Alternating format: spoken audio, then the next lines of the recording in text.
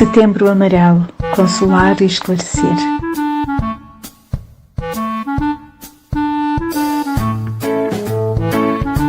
Você nasceu do amor.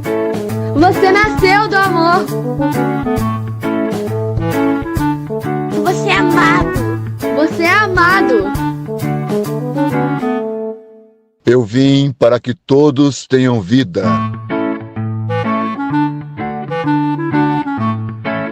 E vida em abundância.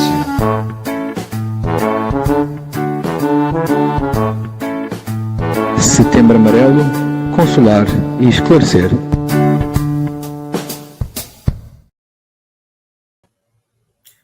Olá, minha amiga, meu amigo, meu irmão, minha irmã de ideal espírita. Que bom que estamos juntos aqui para falarmos de vida. Agradecemos pela sua presença aqui conosco para pensarmos juntos. E vamos começar agradecendo ao Senhor da vida, pensando que estamos aqui vivos e para aprender e saborear essa vida, a vida em abundância que Jesus trouxe para nós. Fique conosco, Senhor, nos inspire, nos intua, nos motive a cada dia a caminhar em tua direção, junto a todos que estão conosco nesse instante, para que a alegria da vida nos contagie e queiramos viver para todo o sempre. Graças a Deus. Muito bem, setembro chegou e aqui no Brasil é o mês da primavera. Primavera, que é a estação das flores, da reprodução, da renovação da vida. E aqui, principalmente, em várias cidades aqui do país, é comum encontrar nessa época ipê amarelo, Essas árvores frondosas, cheias de flores amarelas, floridas. E é interessante a história dessa árvore, porque o ano inteiro ela fica como que invisível, Ninguém olha para elas, parece que elas estão secas, mortas, mas, de repente, nessa época, você passa pela mesma rua que você passa todos os dias e ela se apresenta como que por um canto, toda florida, toda amarela, em meio às outras que continuam verdes. É um encanto, E, com poucos dias, as flores caem e ela se torna invisível novamente, E aí eu faço uma analogia entre a situação dos ipês e a nossa vida. Nós também nos materializamos aqui num corpo de carne para embelezarmos e darmos graça à vida. E logo precisaremos ir embora, naturalmente, para que em outra época possamos voltar e florir novamente. Quando a gente fala de vida, a gente costuma ouvir por aí uma frase que viver é a melhor opção. Eu particularmente não concordo com essa frase, porque não é a melhor opção, é a única opção. Por que eu penso assim?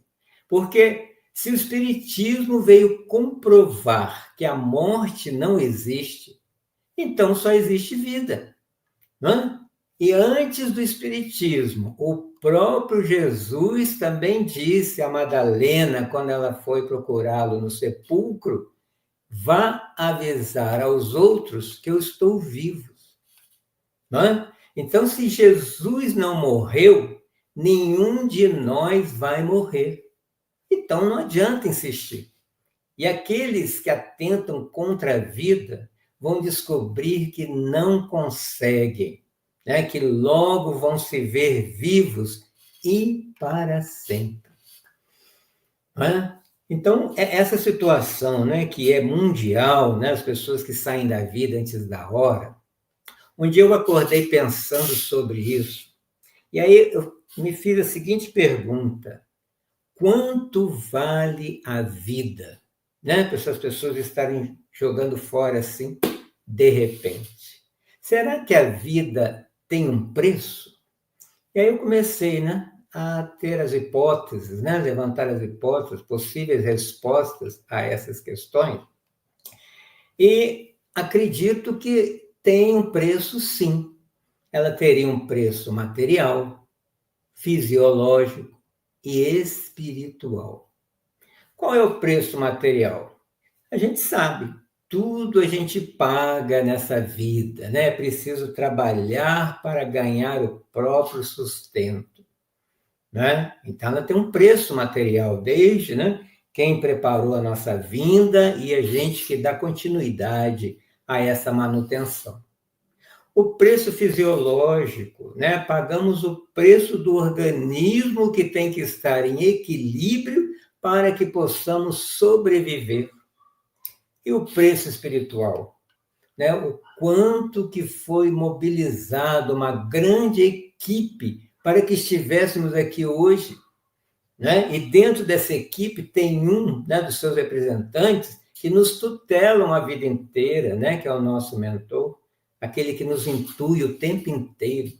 Então veja que é muita energia despendida para que estejamos aqui vivos. Temos que ter consideração para com tudo isso.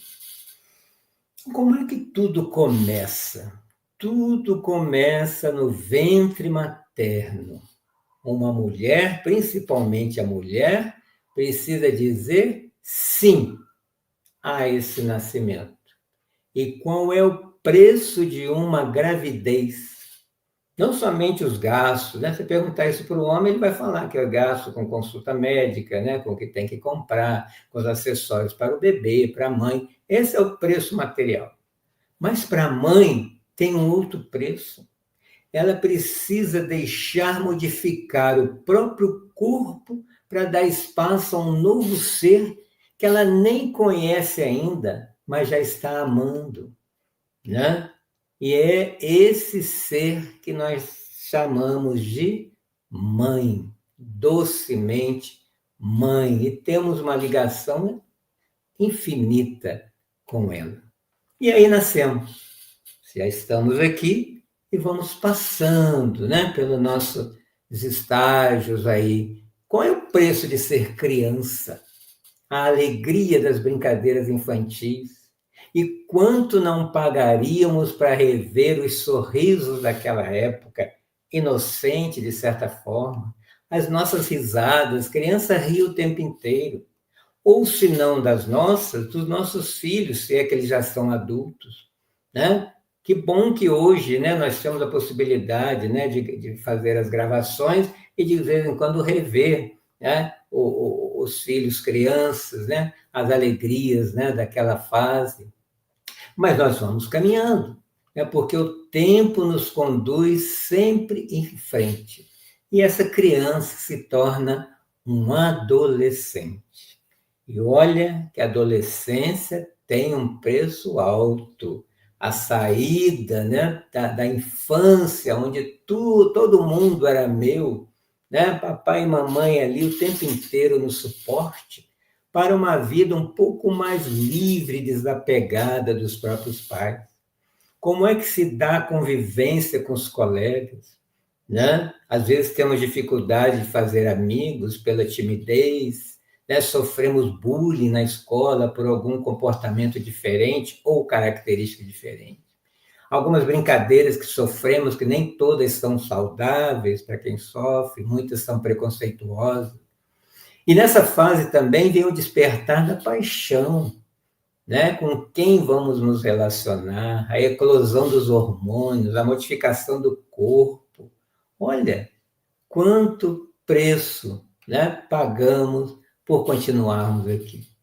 E aí vamos estudar, e com o estudo vem a cobrança da sociedade, formação profissional. Outra dificuldade, qual profissão escolher? Mas, ao mesmo tempo, trabalhando a alegria do primeiro salário, vamos nos lembrar dessa fase, né? E aí a gente começa a ter essa sensação de independência, né? Já tenho meu próprio dinheiro, posso morar sozinho, ou posso me casar.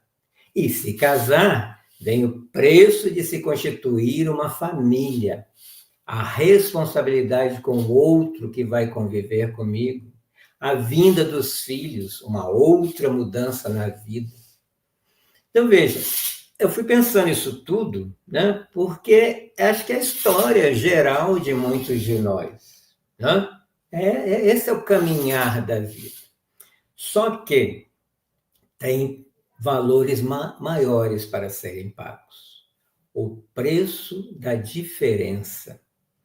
Vamos pensar naquelas crianças que nasceram com síndrome, uma síndrome que vai durar toda uma existência.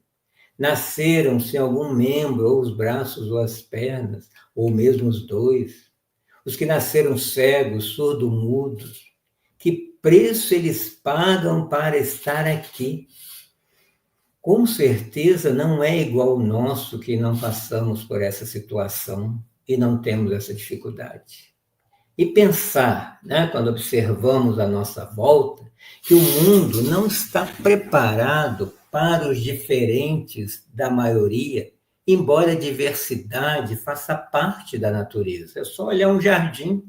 Qual é a flor mais bonita de um jardim, se não o conjunto, aquele mosaico que forma, né, aquele jardim florido, bonito, as flores do campo, cada um com o seu tamanho, com o seu formato, com a sua cor, sua textura. Né? Coisas simples. Quero um exemplo, né, que eu observo uma vida inteira. Uma coisa simples. Não se pensa no canhoto. E olha que tem muitos canhotos. Não, teve uma época que era proibido, era até uma vergonha ter filho canhoto. E hoje eles estão aí. Mas tudo é feito, pensado no destro. Né? Então parece que se dá uma invisibilidade ao canhoto. E olha que estamos falando aqui de uma característica simples, né? Que é ser canhoto.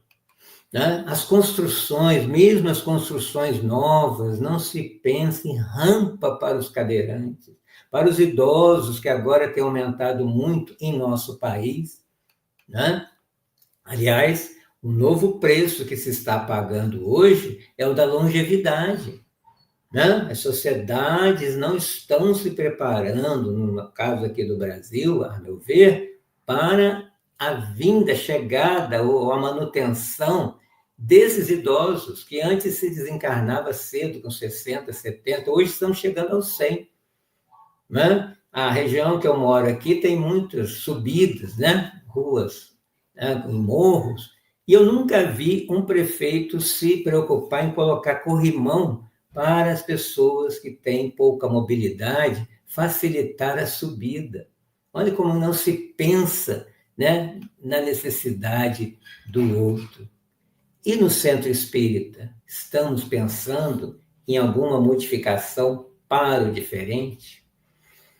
Né? Então, quando eu vejo, né, nas estatísticas aí, a quantidade de jovens que não está querendo continuar aqui, aí vem um outro questionamento. O que está faltando para esse jovem?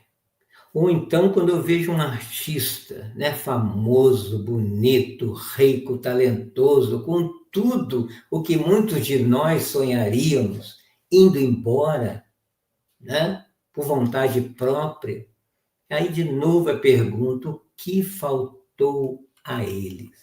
E toda vez que a gente faz uma pergunta, vem uma possível resposta.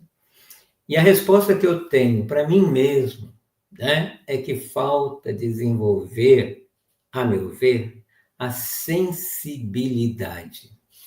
Então, nós estamos aqui, principalmente nós ocidentais, num mundo onde se privilegia o cognitivo, o materialismo, a competição, o ego. E aí não tem lugar para a sensibilidade. E o que eu estou chamando de sensibilidade?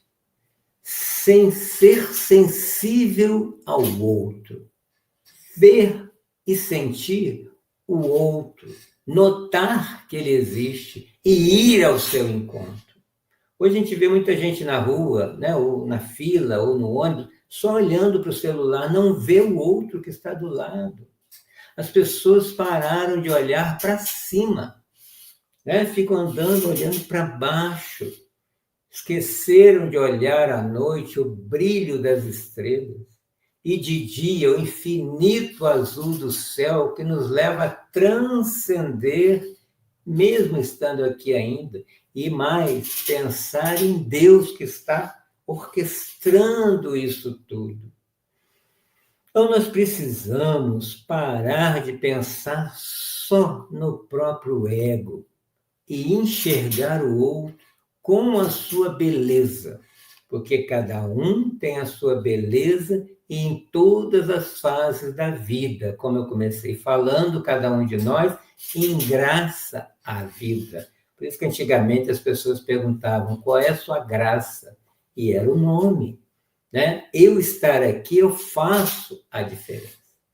E tem algumas situações que eu tenho percebido, quando uma pessoa mais velha, ela mostra suas fotos, né, quando ela era jovem para outra, e a outra diz assim, nossa, como você era bonita.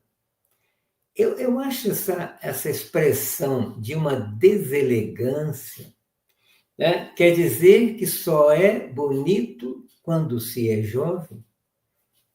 Olha o que a gente passa para o outro e incute isso em nós mesmos, né? Como se o idoso fosse feio. Ser idoso é ser como se ele tivesse culpa por ser idoso.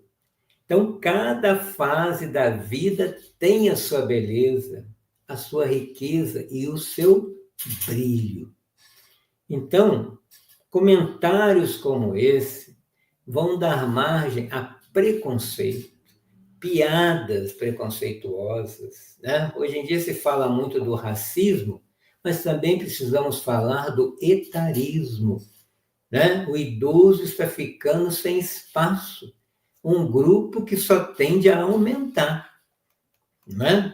Então, tem algumas atividades, né, pensando na questão da sensibilidade, que nós poderíamos divulgar para que as pessoas saiam de si e desperte essa sensibilidade. Alguns exemplos, né, que eu listei. Cuidar de animais, né? Um animal doméstico que brinca com você e ali você vê uma troca de energia e a pessoa vai querer viver, né? E começa a gostar daquele animalzinho que estimula esse sentimento em mim, o gostar de. Precisamos estimular esse gostar de para que um dia ele se torne o amor para. Né? Então, nós sabemos que a gente começa com os instintos, vamos para as sensações, para chegar no sentimento. Então, vamos ter essa sensação gostosa de brincar para que cheguemos aos sentimentos até o mais nobre, que é o amor. Né? Além de brincar com animais, brincar com criança. Né? É gostoso ver aquela criança rindo por qualquer coisa. Você conta uma historinha, você faz um bonequinho de saquinho de papel, né? Conta uma historinha, ela ri, ela te passa uma energia, te renova. Né? Outra coisa que precisamos fazer muito hoje, contar a história de Jesus para as crianças. Né? E ao contar, ela vai... estamos apresentando para ela um outro mundo, um mundo que vale a pena. E ambos crescem ali nesse assunto. Outra coisa também que podemos fazer, explorar o artista que há em nós, através da pintura, da música, os talentos, da dança. Por que não dançar, mesmo que sozinho em casa, põe uma música, movimenta o corpo, né? Da poesia. As pessoas pararam de ler poesia e perderam a visão para a poesia da vida. E aí vamos pensar juntos aqui, espíritas. Por que será que o primeiro livro psicografado por Chico Xavier foi um livro de poemas, né? O Parnaso de Além Túmulo, que tem inclusive uma playlist aqui do canal Consolar e Esclarecer, de um trabalho que já foi feito com os autores e alguns poemas. né?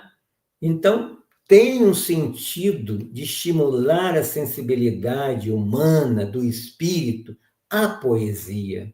Então, podemos ler, pega o Parnaso, leia a poesia em voz alta, ou leia um salmo, se quiser, que tem poemas ali também, né? Uma oração em voz alta, isso tudo vai vibrar melhor no ambiente e vai estimular a sensibilidade do espírito que eu sou.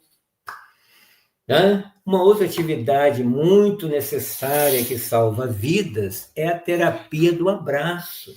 Né? Vamos abraçar mais, encostar coração com outro coração e trocar nesse centro de forças também energia, dar um passe, quem tem mais energia passa para o outro, num abraço.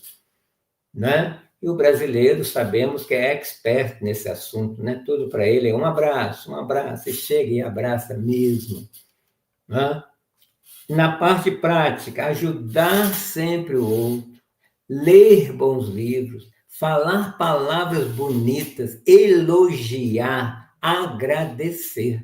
Né? Precisamos aprender a dar para o outro uma palavra de presente. A palavra é sempre para o outro. O que estamos oferecendo ao outro a partir da nossa palavra. E aprendermos a planejar nossa vida aqui. A gente fala do planejamento reencarnatório, mas aqui também devemos planejar, anotar, né? O que eu vou fazer esse mês, esse dia, esse ano, e vai vendo que já consegue realizar. Né? Sonhar e mobilizar esforços para realizar esse sonho. E é uma alegria ver um sonho realizado, não importa quando. Se diz uma senhora e falou que ela fez uma viagem que ela estava sonhando há 40 anos. Olha, que alegria, com um brilho nos olhos. Então, enquanto estamos aqui, vamos sonhar e procurar realizar. Também devemos nos apaixonar pela vida, por uma causa, por alguma coisa, por alguém, e usar essa energia da paixão para conquistar, realizar, se sentir útil e vivo. Por quê? O que estamos precisando aqui é aprender a aproveitar a vida. E o que é aproveitar a vida? São as festas de todo fim de semana? Vou dar um exemplo de alguém que aproveitou a vida. Um jovem aqui do estado de Minas Gerais. Ele era um jovem bastante alto, de 1,90 m, né? Ele gostava muito do seu corpo, né? Um corpo atlético. Ele chegava no banheiro, tirava sua camisa, batia no peito, falava que ele era o Tarzan, né? Aquela personagem do filme, dos livros, né? Mais antigos. E gostava também de jogar futebol, estava querendo até se profissionalizar. E aos 17 anos, ele foi diagnosticado com artrite reumatoide. E seus membros começaram a paralisar, seus músculos, né? Começaram a paralisar a ponto de, aos 20 anos, ele estava totalmente paralisado numa cama, numa posição, né, no decúbito dorsal, deitado de costas, nem de lado não podia virar. Né? Sua família era numerosa, pobre, só ele era espírita na família. Se nós formos ver a visão de um leigo que não conhece o espiritismo, que tem aquela visão do berço ao túmulo, o que ele vai dizer para esse jovem ou desse jovem? Nossa, perdeu a vida. O que ele vai fazer agora, o resto da vida, em cima de uma cama? Eu, no lugar dele, nem queria mais viver, ia querer tirar a própria vida. Não é assim que as pessoas pensam diante de um sofrimento, ou de um desafio, de um bloqueio como esse? No entanto, esse rapaz, de nome Jerônimo Mendonça, resolveu ficar e pediu de presente um telefone. E da sua própria cama, usando somente um telefone, fundou e administrou creches e centros espíritas.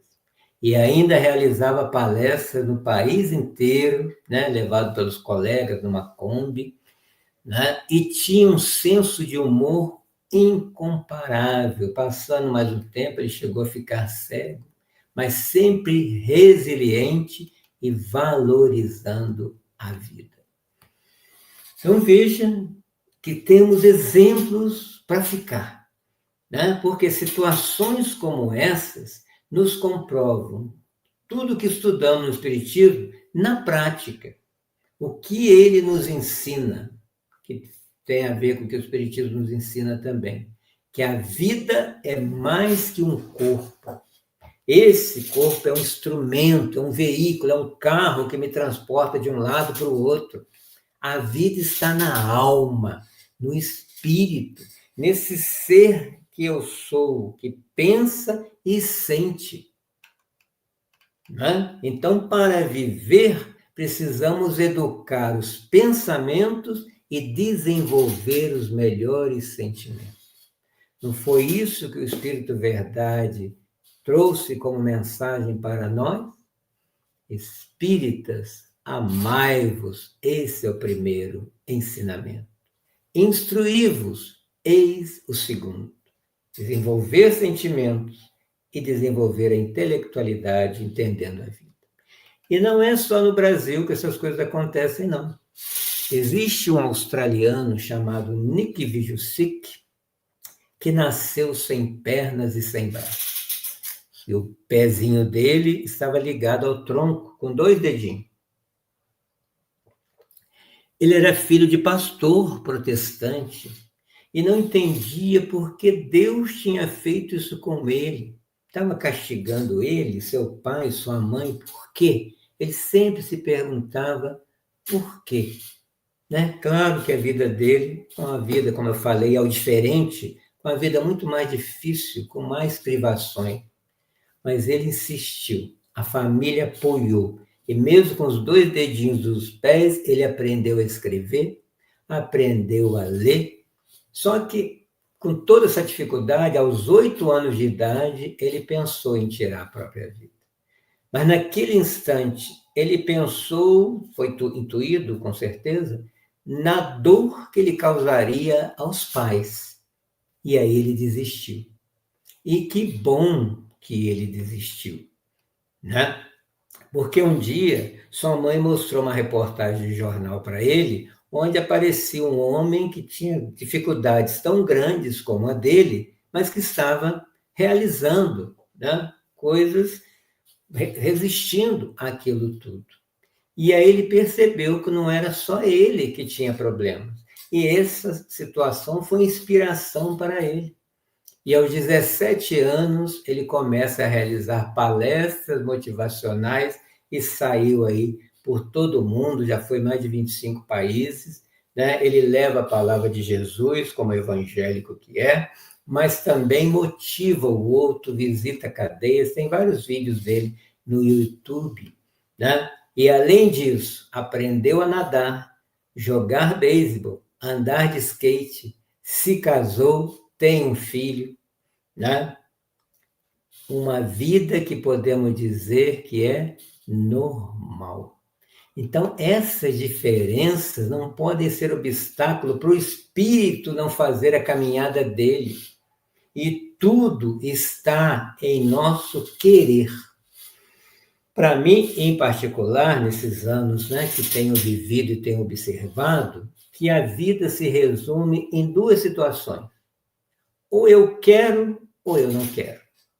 Porque quando eu quero e realmente quero, eu arrumo tempo e dinheiro. Mas quando eu não quero, eu tenho uma lista de justificativas para não fazer. Né? Então veja que esses 2 exemplos, né, que eu citei vão ratificar o que Allan Kardec nos apresenta no capítulo 5 do Evangelho segundo o Espiritismo, no maior capítulo do livro chamado Bem-aventurados os aflitos. Se colocarmos bem-aventurados como felicidade, felizes os aflitos, como que entendemos isso? E aí no item 24, ele vai falar, né, trazer a fala de um espírito, dizendo o que é uma desgraça real. Aí o Espírito vai dizer, a desgraça não está na miséria, como a gente pensa, no fogão sem lume, no credor, né, no boleto que ameaça todo mês, no berço, né, que o anjo sorridente desencarnou, nas lágrimas, no enterro que a gente, né, tem que ir de um ente querido, né, com o coração despedaçado. Né? Isso seria desgraça para aquele, como eu falei, leigo, que só vê a vida do berço ao túmulo. A verdadeira desgraça, nos ensina esse espírito, está nas consequências de um fato mais do que no próprio fato. E ele vai dizer que a infelicidade é alegria, é prazer, é tumulto, é a vã agitação, é a satisfação da louca vaidade. A infelicidade é o ópio do esquecimento que nós procuramos conseguir.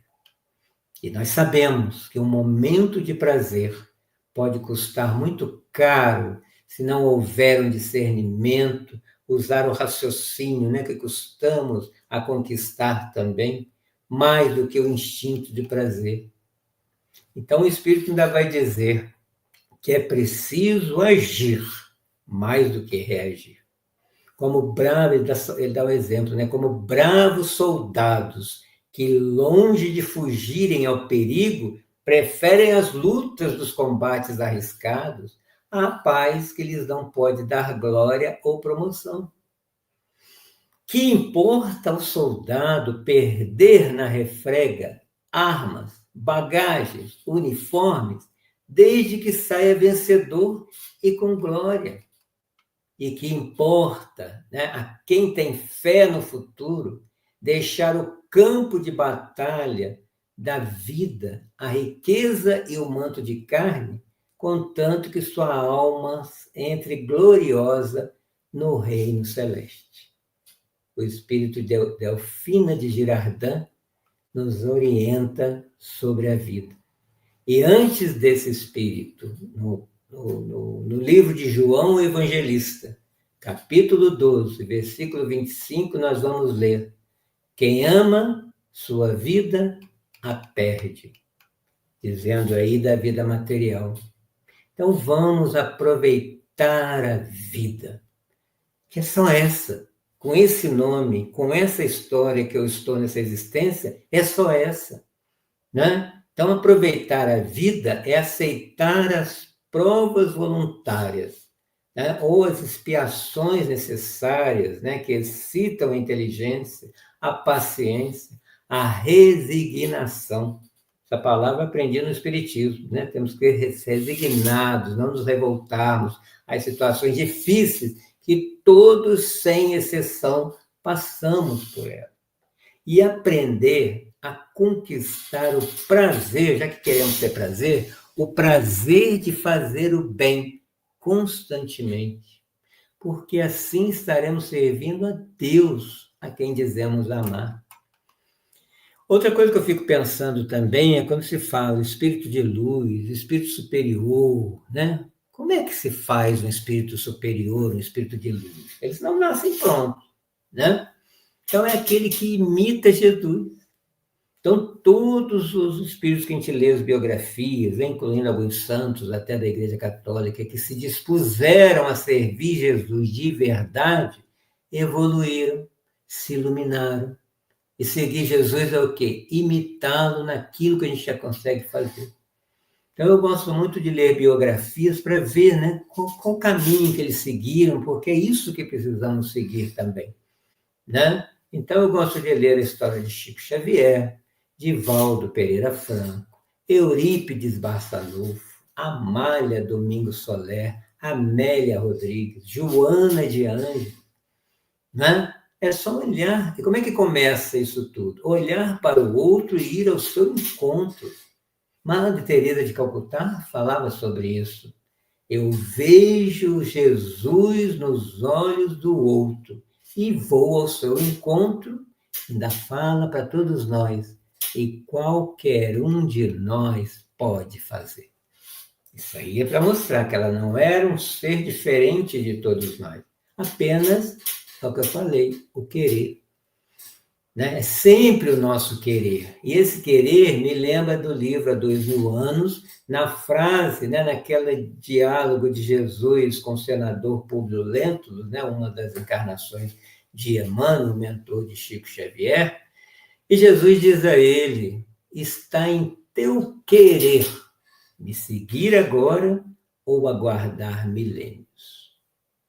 Ele aguardou, mas com tudo que ele, né, aconteceu com ele depois, hoje nós temos aí um Emmanuel, que é o nosso teólogo, eu chamo ele teólogo espírita, de tanto que ele conhece o Evangelho. E essa frase de Jesus é para todos nós.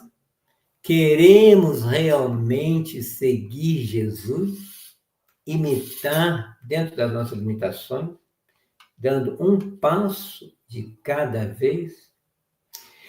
E outro dia eu estava pensando também sobre o cristão que nós somos.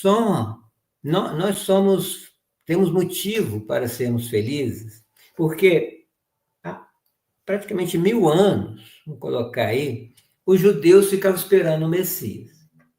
Então a pessoa reencarnava, desencarnava, reencarnava de novo, e a história era a mesma. O Messias está chegando, o Messias está chegando. Né? Vamos aguardar. E foram passando os séculos. E todos nós aqui presentes nascemos depois de Jesus. Então nós sabemos que o Messias já veio. Nós conhecemos a sua história. E isso já deve ser motivo de júbilo e de esperança para todos nós querermos ficar aqui, porque nós esperamos isso por tanto tempo. E aconteceu. Então veja, se ele tivesse desistido, acho que esse Messias não vem não, já tem 700 anos. Então é não desistir e não se importar com o tempo. Uma hora acontece, né? Eu queria falar aqui um pouco, já que eu citei, da autora Amélia Rodrigues, né? Uma poetisa baiana, professora, quando encarnada, que foi aqui, né, como Amélia Rodrigues, a reencarnação de uma das mulheres que conviveu e caminhou com Jesus. Né? Com certeza foi amiga de Joana de Cusa, né, que foi uma das encarnações de Joana de Ângeles, porque quando ela desencarnou, Joana de Ângeles a chamou para trabalhar com ela na espiritualidade, no serviço de evangelização. E ela começou a ditar livros para Divaldo, né, embora quando encarnado não fosse espírita, e um livro muito interessante, né, que eu gosto muito, é chamado Há Flores no Caminho. Né? E veja que os livros dela, né, ela escreveu vários livros, ela fala de Jesus. Mas como ela conheceu Jesus e como ela era poetisa, ela fala de uma forma tão doce que a gente se emociona, ela traz Jesus para perto de nós quando lemos os seus livros. Né? Então, aproveitando que eu comecei falando aqui sobre flores, né, o ipê amarelo, eu quero falar um pouco desse livro, Há Flores no Caminho. Logo na introdução, ela vai nos dizer de uma frase impactante para a gente pensar no momento atual. Ela diz: o homem está ensanguentando o solo onde pisa. Olha que frase grave, mas real, para a gente pensar. A ética moral sucumbiu. Ela foi soterrada pela cultura dos prazeres exacerbados. A supervalorização da inteligência tem esfriado os corações. É muito atual essa fala dela. E aí ela vai se lembrar de Jesus. 2000 anos de cristianismo não foram suficientes para espalhar a luz que fora trazida à Terra para a população terrena. Foram 20 séculos de semeadura, mas com uma insignificante colheita de fraternidade entre os povos. E ela continua dizendo que o homem sem Deus torna-se um Deus do horror, sendo uma ameaça à vida. Veja se não é para a gente pensar uma semana ou mais sobre essa fala dessa autora. Né? E ainda lembro na época de Jesus que tinham muitas dificuldades, de repente até mais do que hoje, mas Jesus vem com uma esperança sempre. Ele é a flor pendente dos ramos após o tenebroso inverno que aquela região estava passando. E mesmo entre dores terrenas, ele nos estimula a continuar na nossa evolução moral, na certeza de dias melhores. E ela vai dizer que a palavra de Jesus é remédio. Veja, tanta gente doente e não procura o remédio Jesus. Quantas curas Jesus realizou somente com a palavra para aqueles que o estavam ouvindo. Né? Emoldurada, claro, com o seu magnetismo de amor, ágape, o maior amor que existe, curando encarnados e agora continua curando até desencarnados que continuam doentes, porque ainda não veem a luz, ficam nas cavernas. Né? E quantos de nós não gostaríamos de ouvir a sua voz, a sua pregação até hoje? Às vezes eu fico pensando, não penso muito comigo mesmo, como seria a voz de Jesus? Essa voz que cura. Então devemos e podemos ouvir essa voz no Evangelho. Ler o Evangelho, o espírita precisa ler o Evangelho, a Bíblia, ler em voz alta e sentir que Jesus está falando conosco e nos curando de nós mesmos. Não é? Então, se é claro para nós espíritas que Jesus é o governador do planeta e que Deus está no comando, então está tudo certo. Para tudo há uma solução, mas nós temos que mover, né? Ir ao encontro, né? Disponibilizar energia para usar a razão e achar essa resposta. E ter a fé que vai nos fortalecer nesse empreendimento. E quando fala de fé, eu me remeto a um outro livro psicografado por Chico Xavier, ditado por Emmanuel, Paulo Estevão. A personagem que mais me encanta nesse livro é Estevão. Né? Ele é uma prova de fé, principalmente naquele primeiro momento, quando ele ainda era Gesiel, ele está na prisão com a sua irmã Abigail e seu pai, o Redeb, e a menina de 18 anos está ali nervosa, no outro dia seria um julgamento, que eles poderiam ser presos, condenados, e o que o Estevão fala para ela? Estamos passando por experiências que devem ter a melhor finalidade para a nossa redenção, porque, de outro modo, Deus não as permitiria. Olha que exemplo de fé para todos nós. Por pior que seja a situação, Deus está vendo. Né? Tem um propósito, tem um porquê, que no momento que a gente está passando, a gente não entende. Mas lá na frente vamos entender. Né? Então, essa é a forma de viver aqui nesse mundo, aceitar as provações, né? Porque estamos no mundo de provas e expiações. Então, elas vão acontecer. Não é? Joana de Ângeles, né, que eu citei também, escreveu com Divaldo Pereira Franco 16 livros da série psicológica para falar uma coisa só: autoconhecimento. Né? E antes dela, sabemos, né, que Sócrates, ao ir lá no templo de Apolo, em Delfos, estava escrito: conhece-te a ti mesmo, e ele usou como lema da sua vida e do seu ensinamento o tempo todo. Né? Por isso que o maior trabalho nosso nessa terra é conhecer a nós mesmos, nos melhorarmos o quanto conseguirmos. Não vamos sair daqui perfeito. Né? Mas de vez em quando se perguntar: quem sou eu? Por que estou aqui? Ou melhor, para que eu estou aqui? já comecei a aproveitar a vida, como Jerônimo Mendonça e o Vic Vujicic, né, que eu citei há pouco. Joana, também no seu livro Plenitude, vai nos falar sobre sofrimento, que precisamos mudar o nosso conceito sobre isso. Então, ela diz que, para a visão hedonista e utilitarista, a vida é só sofrimento. Só que ela não concorda com isso, né? Porque o sofrimento existe sim, mas como parte da vida, né? Só que ele tem um objetivo. Ela diz que o sofrimento é a alavanca para auxiliar o progresso intelectual e moral do indivíduo. Veja como o Espiritismo nos traz um outro conceito, uma outra concepção para o sofrimento, que nos consola, que nos esclarece, né? Então a gente não precisa sair da vida antes da hora.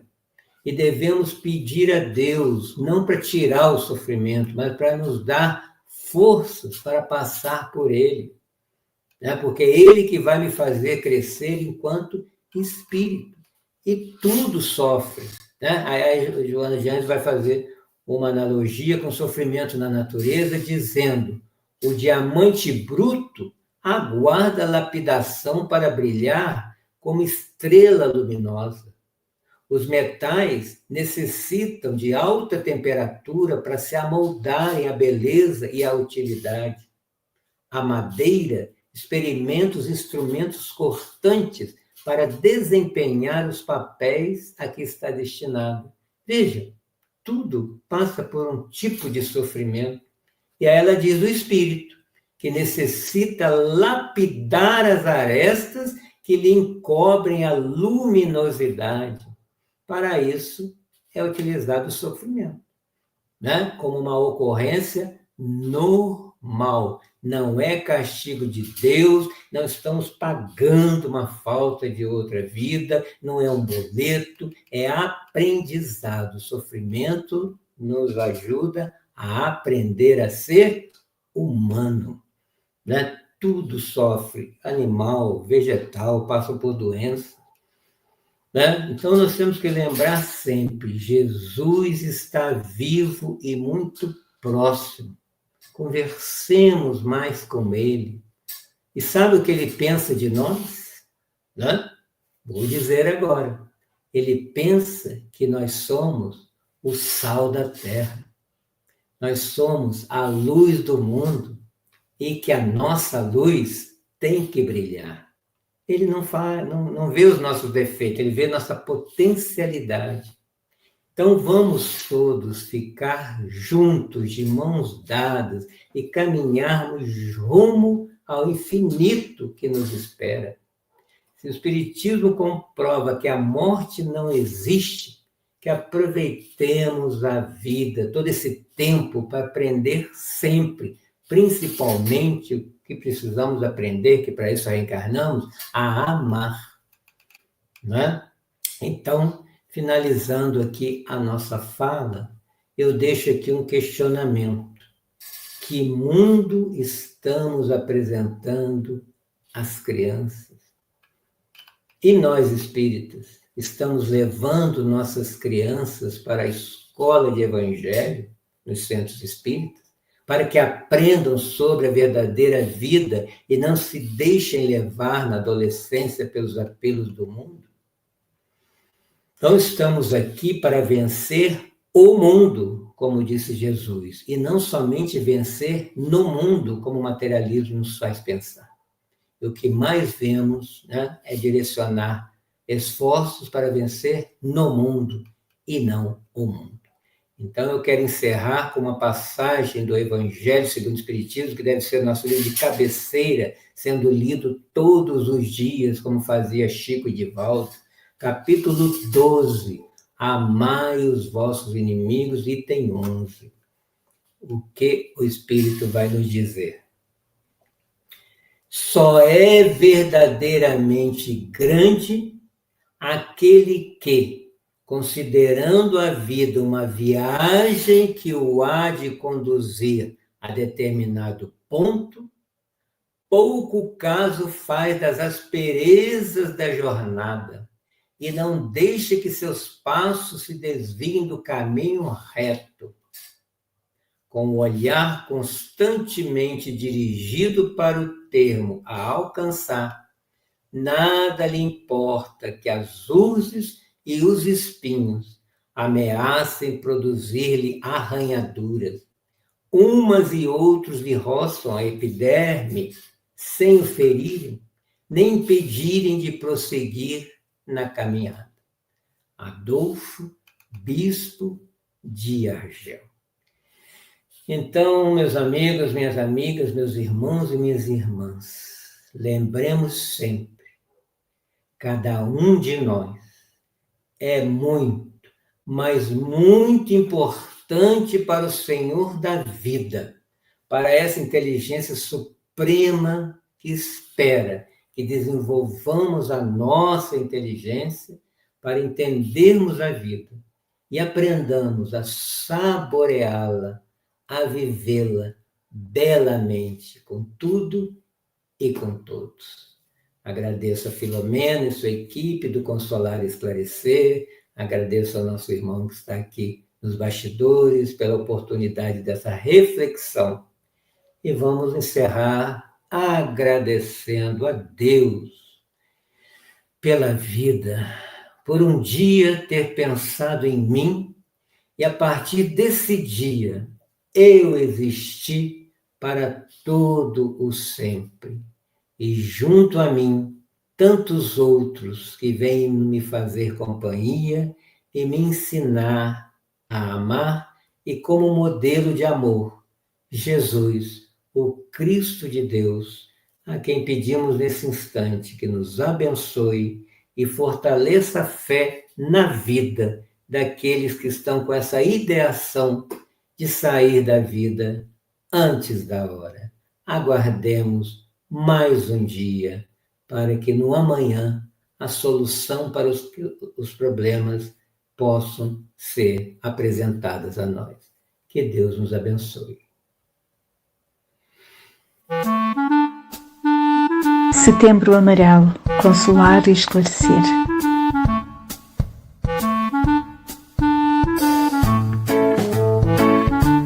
Você nasceu do amor. Você nasceu do amor. Você é amado. Você é amado. Eu vim para que todos tenham vida.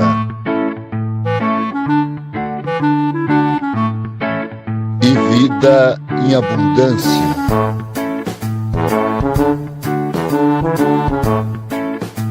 Setembro Amarelo, Consolar e Esclarecer.